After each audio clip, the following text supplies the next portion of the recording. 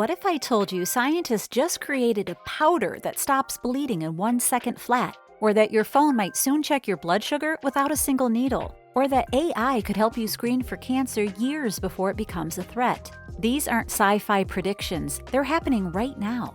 Welcome back to Global Positive News. If you're new here, this is your weekly reminder that medical science is doing incredible things, even when the news makes it easy to forget. Today, we're covering 7 breakthroughs that could genuinely change how we treat injuries, fight cancer, and prevent diseases like dementia and arthritis. And stick around for the last one, because it involves something you won't believe can heal your body. Let's dive in. We're starting with something that sounds almost too good to be true. Scientists in South Korea have developed a powder that can stop bleeding in about 1 second. Here's how it works. When this powder touches blood, the calcium in your blood triggers an instant reaction. The powder transforms into a gel barrier that seals the wound, absorbs over 7 times its weight in blood, and kills more than 99% of bacteria on contact. In tests on serious injuries, including heart punctures, this powder outperformed the current hospital standard. It stopped bleeding faster, caused less blood loss, and even helped wounds heal better afterward. And here's what makes this practical. Unlike gels and patches that need refrigeration, this powder stays stable at room temperature for up to 2 years. That makes it perfect for ambulances, operating rooms, even battlefield kits. 1 powder, 1 second, life saved. Now, speaking of turning back the clock on damage to the body, if you've ever had knee pain, this next one is for you. Researchers at Stanford just figured out how to regrow cartilage in aging knees, not slow the damage, actually reverse it. It works by blocking a protein called 15-PGDH. This protein builds up as we age and basically tells our cartilage to stop repairing itself. When scientists blocked this protein in older mice, something remarkable happened. The cartilage started growing back. Even more exciting, this treatment also prevented arthritis from developing after injuries like ACL tears. You know, the kind athletes get all the time that usually leads to joint problems 10 or 15 years later. And it's not just mice. Human knee tissue collected during joint replacement surgeries responded the same way in the lab. The cartilage started regenerating. Right now, osteoarthritis affects 1 in 5 adults. There's no medication that can stop it or reverse it, just pain management and eventually surgery. But a pill form of this treatment is already in early human trials for muscle weakness. Imagine a future where we can regrow our own cartilage instead of replacing our joints with metal. And speaking of growing new tissue, scientists at Carnegie Mellon are now printing human liver tissue, actually living tissue that could one day save lives. Every year, thousands of people wait for liver transplants. Many don't get them in time. So researchers developed something called FRESH, which stands for Free-Form Reversible Embedding of Suspended Hydrogels. Fancy name, but here's what it does. It prints soft biological materials like collagen and living cells into detailed 3-dimensional scaffolds that mimic real human tissue. The goal isn't to replace the liver entirely. Instead, these printed patches would support a failing liver for 2 to 4 weeks, giving the organ time to regenerate on its own. That could dramatically reduce the need for full transplants. And because they use specially engineered cells designed to be accepted by anyone's immune system, patients wouldn't need anti-rejection drugs.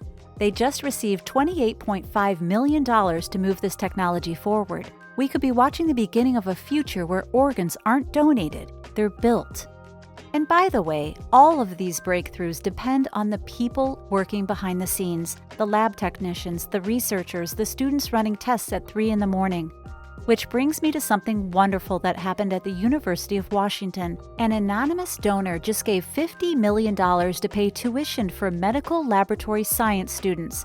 $50 million, and nobody knows who did it. When the dean broke the news, the students in the room gasped. Some started crying. Most of them worked part-time jobs while doing full-time clinical rotations. Now their senior year is fully covered, and the program is expanding to train even more people.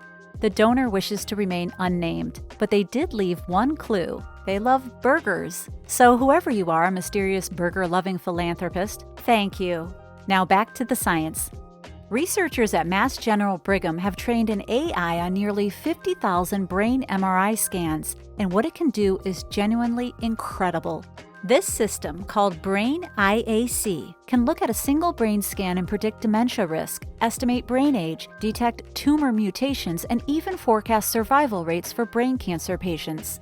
Think about what that means. Early detection of dementia could give people years of extra time to prepare, make lifestyle changes, and try interventions while they still work. Catching brain tumors earlier could mean the difference between treatable and too late.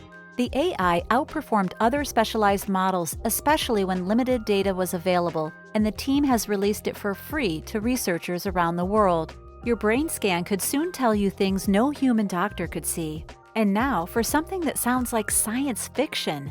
What if the cure for cancer came from the bacteria that causes cholera? Researchers in Sweden discovered that a toxin produced by the cholera bacterium can slow the growth of colon tumors without harming healthy tissue. Not just slow it, reshape the entire environment around the tumor to help your immune system fight back. When they tested this toxin called MAC-A on mice with colorectal cancer, it accumulated specifically in the tumor tissue. It increased cancer cell death, reduced their ability to multiply, and boosted the number of immune cells attacking the tumor. And here's the key part. There were no harmful side effects, no damage to body weight, organs, or overall health, even after repeated doses. Colorectal cancer is the third most common cancer worldwide and the second leading cause of cancer deaths. Current treatments often come with brutal side effects, but this bacterial toxin seems to target tumors precisely, leaving healthy tissues alone. Nature hides its cures in the strangest places. If you know anyone with diabetes, you know the daily routine. Prick your finger, test your blood, repeat several times a day, every single day. But engineers at MIT just developed a way to check blood sugar with nothing but light. The device uses something called Raman spectroscopy. You shine near-infrared light onto the skin, and based on how the light scatters, you can measure the glucose levels in the tissue below. No needles, no blood, no pain. In testing, the readings matched up with commercial glucose monitors that require sensors implanted under the skin, and the researchers have already shrunk the device from desktop size to about the size of a phone. Their goal is to make it watch-sized. Imagine glancing at your wrist and knowing your blood sugar level, the same way you check the time. For the millions of people managing diabetes every day, this could be life-changing. No more finger pricks, no more underskin sensors that need replacing every 2 weeks. Just light and freedom. And speaking of unexpected healing methods, this last one might sound unbelievable. Scientists have found evidence that specific sound frequencies can actually reduce damage to human cells.